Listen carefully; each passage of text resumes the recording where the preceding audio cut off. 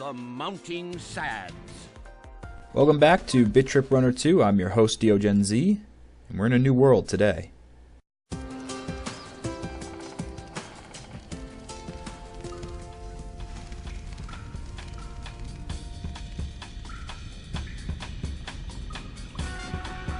Slurped from the sheltered backwoods of the supernature, Commander Video's acceptance of his plight strains as the tide of his journey recedes into the mounting sads.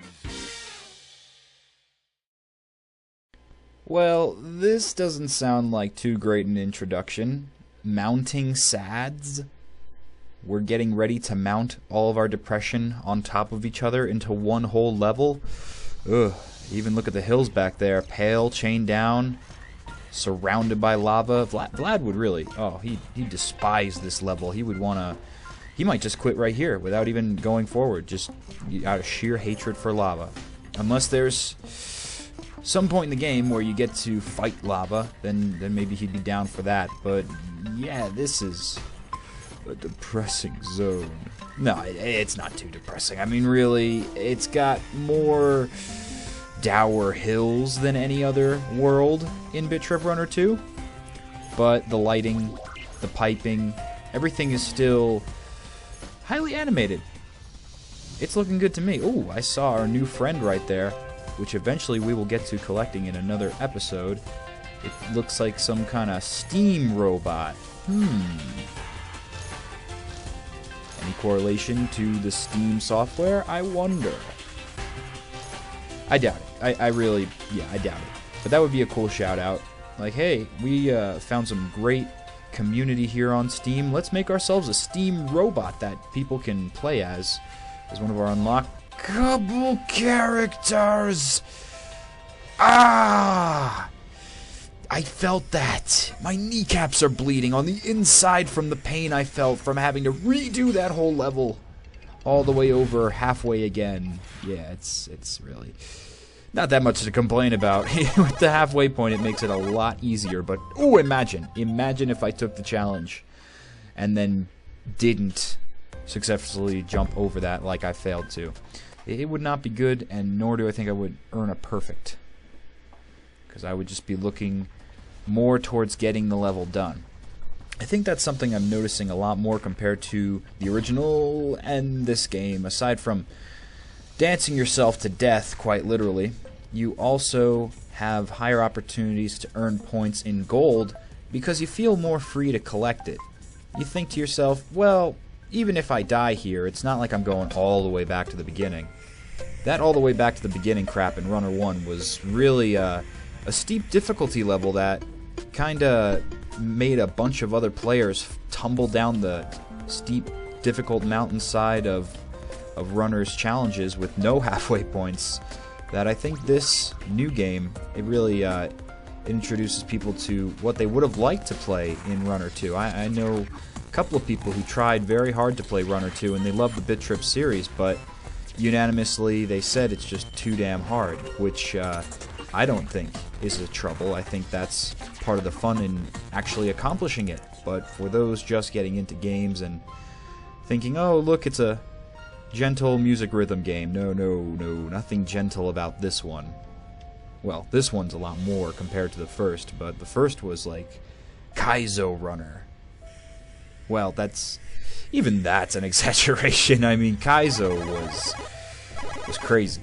Kaizo's an abomination that I never, ever will play. And if it wasn't for YouTube, I wouldn't know anything about it. Because challenges like that, I don't tend to take them. That's such a funny catchphrase or little statement they play right in the loading screen. Not all games have to be brown, you know, or gray. Yeah, there's no shame in using colors.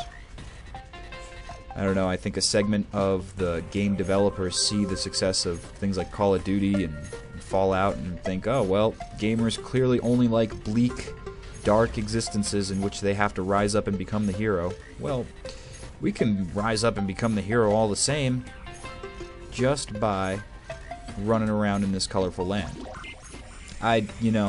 Usually, I would go back and collect that plus sign. But I don't care. I already hit the check waypoint. So maybe that's a con of the check waypoint. It makes you want to skip things you normally would. No, that wouldn't make sense. It'll just make you want to go back and play it again. I don't know who put the chains around those mountains, but they're obviously upset about it. Not too sure what they're doing, if they were even going to leave. Like, of all things to put chains on, why something that was never going to move in the first place? I don't know. It's a weird dimension here, in between colors and flavors on the electromagnetic spectrum. That was a great cutscene in the beginning. I just laughed because now I'm in chemistry and they require you to calculate these things on the spectrum, and it is definitely not flavors that mingle in with ultraviolet, infrared, and all those other different types of wavelengths that we call light. All the different wavelengths we couldn't see, but if we had awesome Chozo armor, we could. If we had some different scan visors, we'd be set. But no, we're only human. Still, only human is quite an accomplishment.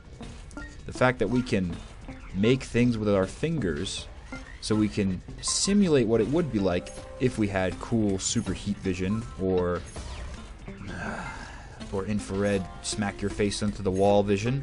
You know, you could see the pores of the very wall that you run into face first. I mean, it would be incredible. And we can all do that with programming, with our digits. So our digits do some pretty amazing things. I forget what it's called, but I keep hearing mumblings about a virtual reality helmet. So once we can wrap the entire gaming world around our faces, who knows what the possibilities will be then. I guess you could say goodbye to me, because unless there's some sort of attachment to record LPs on, I am going to be living in the virtual world my entire life. Going after goals that only could be gained in games, except wearing it on my face. Now, it'll be a really interesting thing if the game, whatever it would be, because obviously this is technology brand spanking new in the development, so there's really not that many games for it. I'm going to have to get you guys the name of what I'm talking about, but there is a virtual reality helmet that's coming out soon.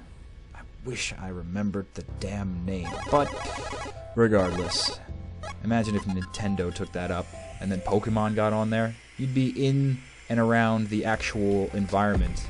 You know, we're just getting a 3D handheld Pokemon adventure this October, which is going to be epic. But imagine that all three-dimensional in front of your face, and the world is wrapping around your entire head. So you feel like you're in the world. Imagine if you were put in Runner. Now that would be quite the trip. You might not want to do that either, because you're going to run into things. And if it has any sort of feedback module, maybe it's going to, like, I don't know, buzz you to the head. You ran into a wall. It would be amazing, though.